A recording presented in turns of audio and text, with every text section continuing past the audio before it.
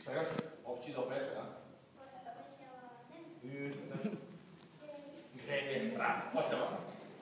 Vi ste da budete sunce, a sunce će da bude ovako na sredini.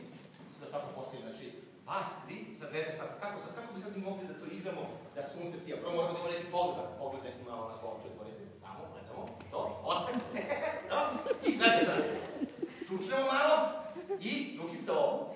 Znaš to? Vi samo sijate, možete to da radite, bravo, to je, jeli, sunce.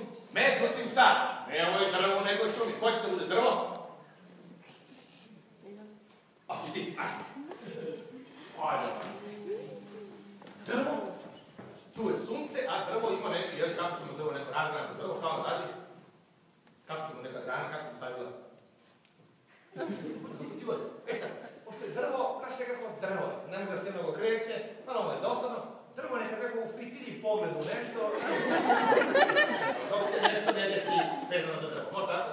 Znači neki pogled onako tupkast, kao gledaš samo, a nešto ti nije jasno.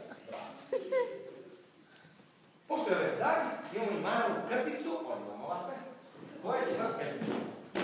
Znaš šta je krtica? Ne znaš kao. Krtica ona rije dole po zemlji, sad ovako. Mogu mi ideš malo kao kuca, malo ideš da kućiš, znači meni je ovako, Marko, tako još.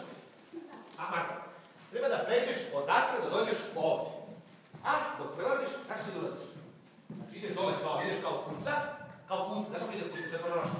Ideš kao kuca, digneš se, digneš se na dvije noge,